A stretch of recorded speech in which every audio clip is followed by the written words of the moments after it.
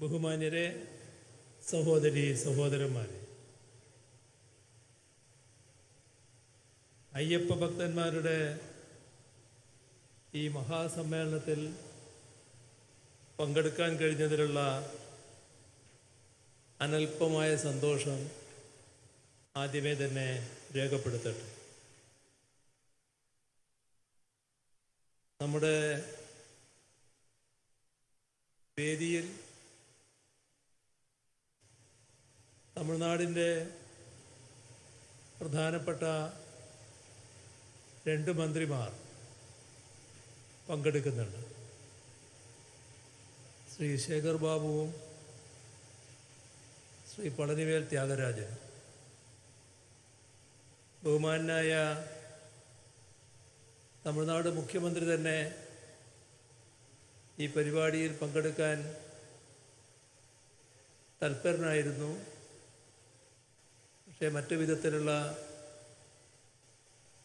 തിരക്കുകൾ കാരണം അവ മാറ്റിവെക്കാൻ കഴിയാത്തത് കാരണമാണ് ഇന്ന് അദ്ദേഹം എത്താതിരുന്നത്.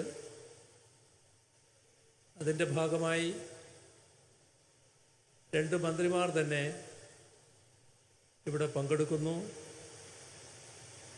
മറ്റ് വേദിയിലുള്ള പ്രമുഖരായ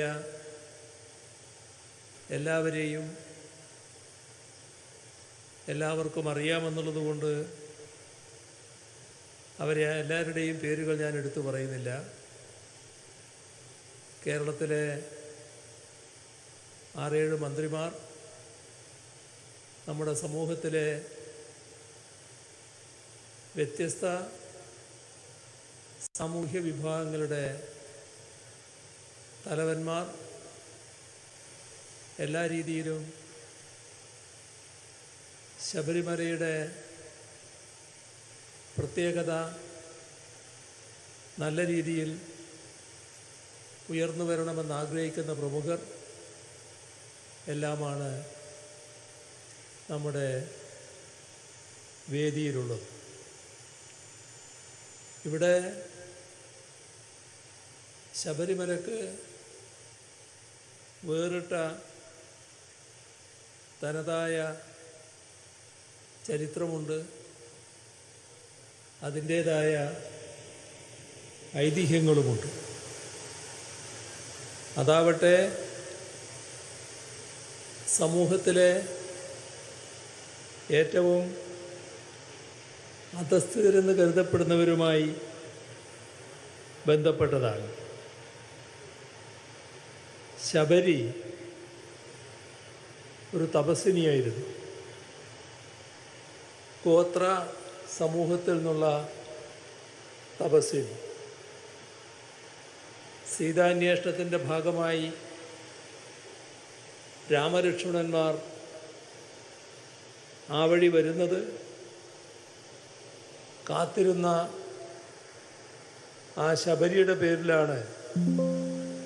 പിന്നീട് ആ സ്ഥലം തന്നെ അറിയപ്പെട്ടു. അതാണ് ശബരിമല. ഇതാണ് ആ ഐതിഹ്യം. ശബരിമല വേർതിരിവുകൾക്കും ഭേദചിന്തകൾക്കും അതീതമായ, ജാതിഭേദം മതദ്വേഷം ഏതുമില്ലാതെ, അങ്ങനെയുള്ള വേർതിരിവുകൾക്കും ഭേദചിന്തകൾക്കും അതീതമായ മതാതീത ആത്മീയതയെ ഉദ്ഘോഷിക്കുന്ന, എല്ലാ മനുഷ്യർക്കും ഒരുപോലെ പ്രാപ്തമായ ആരാധനാലയമാണ്. ആ നിലക്ക് തന്നെ ഈ ആരാധനാലയത്തെ നമുക്ക് ശക്തിപ്പെടുത്തേണ്ടതുണ്ട്. അയ്യപ്പ ഭക്തന്മാർ ഇന്ന് ലോകത്തെമ്പാടുമുണ്ട്. അതുകൊണ്ട് തന്നെയാണ് ഈ മഹാസംഗമത്തിന് ഒരു ആഗോള സ്വഭാവം കൈവരുന്നത്. നേരത്തെ കേരളത്തിൽ നിന്നുള്ള തീർത്ഥാടകരായിരുന്നു ശബരിമലയിൽ എത്തിക്കൊണ്ടിരുന്നത്. അതോടൊപ്പം അയൽ സംസ്ഥാനക്കാരായ ആളുകളും എത്തിയിരുന്നു. പിന്നീട്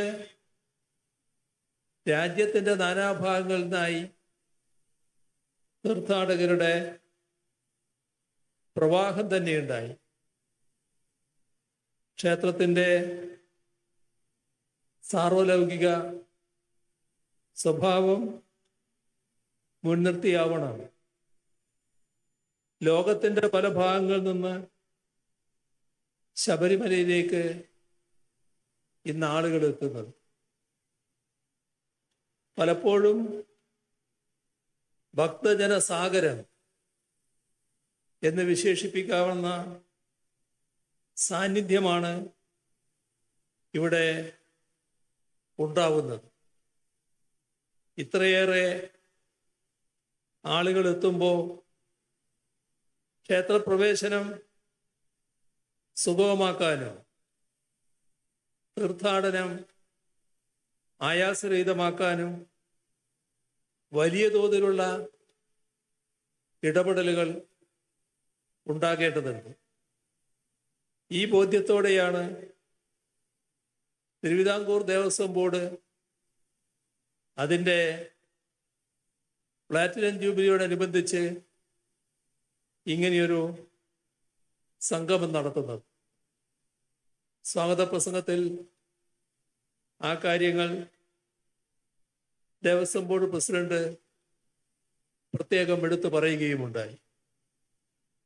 തീർത്ഥാടകർക്ക് എന്താണ് വേണ്ടത്?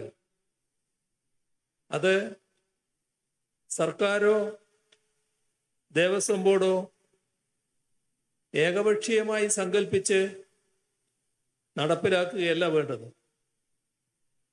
ഭക്തജനങ്ങളിൽ തന്നെ മനസ്സിലാക്കി വേണ്ടത് ചെയ്യുകയാണ് ആവശ്യം.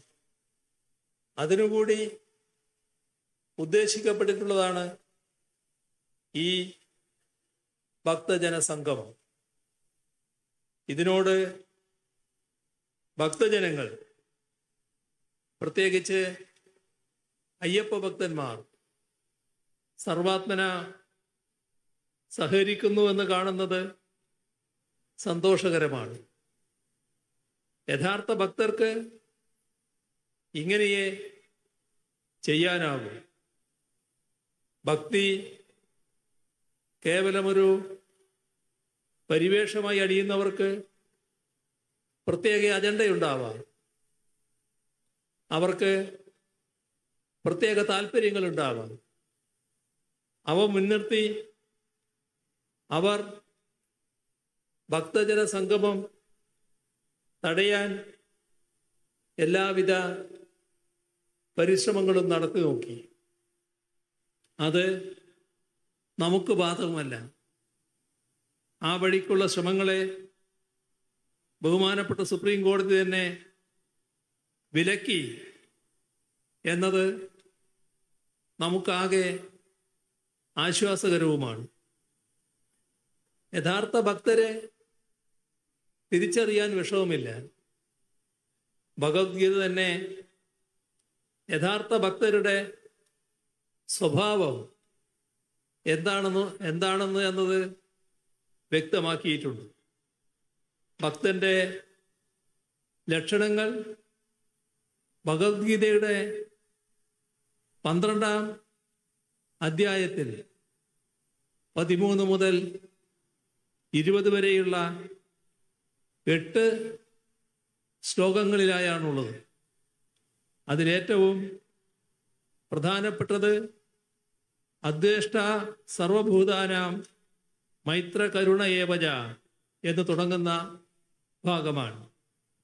ഒന്നിനെയും ദ്വേഷിക്കാത്തവനും എല്ലാത്തിനും മിത്രമായിരിക്കുന്നവനും എല്ലാവരിലും ദയയുള്ളവനും സുഖദുഃഖങ്ങളിൽ ഭാവഭേദമില്ലാത്തവനും എന്തും ക്ഷമിക്കുകയും സഹിക്കുകയും ചെയ്യുന്നവനും ആയിരിക്കും ഭക്തൻ എന്നതാണ് ആ ഗീതാ നിർവചനം.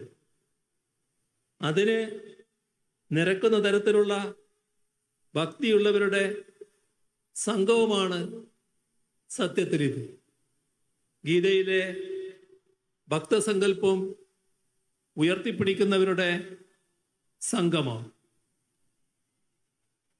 തീർത്തും മതനിരപേക്ഷ മൂല്യങ്ങളുടെ വിശുദ്ധിയിൽ തിളങ്ങുന്നതാണ് ശബരിമല അയ്യപ്പ ക്ഷേത്രമെന്ന് നമുക്കറിയാം. ഓരോ മതവും വിശ്വാസ പ്രമാണവും തങ്ങളുടേതായ ആരാധനാലയങ്ങളും അനുബന്ധ രീതികളും പിന്തുടരുമ്പോൾ എല്ലാ ജാതി മത ചിന്തകൾക്കും വിശ്വാസങ്ങൾക്കും അപ്പുറം എല്ലാവരും ഒരുമിച്ചൊന്നായി എത്തിച്ചേരുന്ന ഇടമാണ് ശബരിമല. കല്ലും മുള്ളും കാലുക്കുമെത്ത എന്ന ശരണം വിളിച്ചുകൊണ്ട് കഷ്ടപ്പെട്ട് കാനനപാതകൾ താണ്ടി 18-ാം പടി കയറി അവിടെ എത്തുന്ന ഭക്തജനങ്ങളെ സ്വാഗതം ചെയ്യുന്നത് തത്വമസി എന്ന ഉപനിഷത്ത് വചനമാണ്. ചാന്തോക്യോപനിഷത്തിലെ ഈ വചനത്തിൻ്റെ പൊരുൾ അത് നീ തന്നെ എന്നതാണെന്ന് നമുക്കറിയാം. ഞാനും നീയും ഒന്നാകുന്നു എന്ന് പറയുമ്പോൾ അന്യരില്ല എന്നുകൂടിയാണ് അർത്ഥം. അഥവാ അന്യരിലേക്ക് കൂടി ഞാൻ എന്ന സങ്കല്പം ചേർന്ന് നിൽക്കുകയാണ്.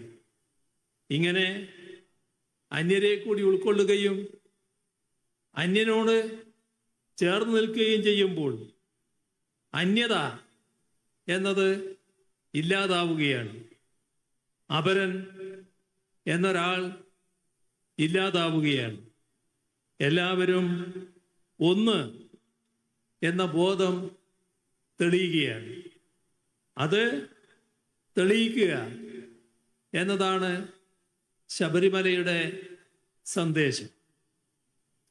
ശ്രീനാരായണ ഗുരുവും ചട്ടമ്പി സ്വാമികളും രമണ മഹർഷിയുമൊക്കെ നമുക്ക് തെളിയിച്ചു തന്ന തത്വമാണിത്.